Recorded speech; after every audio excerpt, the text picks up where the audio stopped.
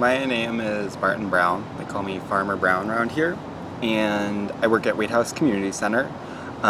We're a community center that provides basic social services to people in the Phillips neighborhood. Phillips neighborhood is extremely diverse and extremely poor. It is the most diverse neighborhood in the city of Minneapolis. Primarily white and Latino, but also African American folks, Somali folks, and the largest concentration of Native Americans in the city of Minneapolis. You know, that impacts our work and also makes it a lot richer. We try to serve all of these communities, but I would say in my program we are serving a lot of Latino folks. Waite House specializes in serving Latino folks and offers everything bilingually. We're expanding our reach into the Somali community. We also do a lot of work, mostly through partnerships with Native organizations. So we have free meals, we have a food shelf, we have employment services, we have youth programming, but we try to use all of our programs to build capacity within the neighborhood too. Everything I do here kind of plays into that. I develop community gardens for people who use the food shelf here.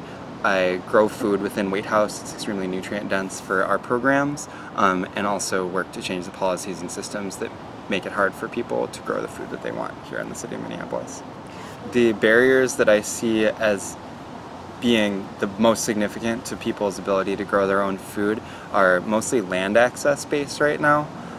We as Waite House have been able to access a few spaces for growing food on the land through the city, through the park board, and through private individuals, but that's much trickier to navigate as an individual than as an organization. And so we do have a couple of policy change, system change pieces in the works related to that.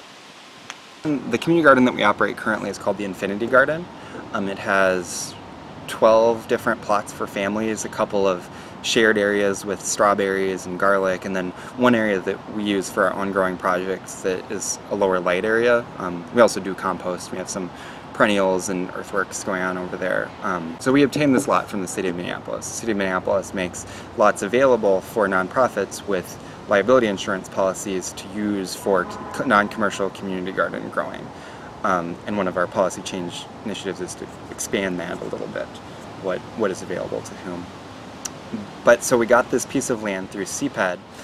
We rent it for like $1 a year and we maintain insurance on it. So we did a lasagna compost that's about 1 foot deep on the bottom after clearing out all the grasses. And then over that we put a layer of soil and compost mix from the Shakopee Midwakaton tribe into the shapes that you see there, and it was designed in a way so that it could be used either as a individuated plot garden as it's being used right now, or as a collective growing project or urban farm for Waite House too. But our goal is really to get that to be a community managed space. So we've identified one person over their floor who we're kind of training to become the garden manager over there as we look forward towards next year. I think success in my program is all about autonomy or sovereignty, you know, giving people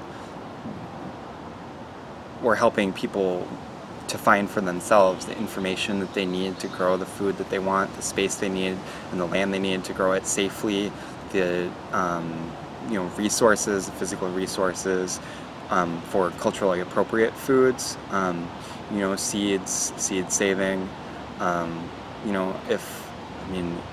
In a big hypothetical sense, if everyone in the neighborhood felt empowered to grow their own food, that would be what our goal is here.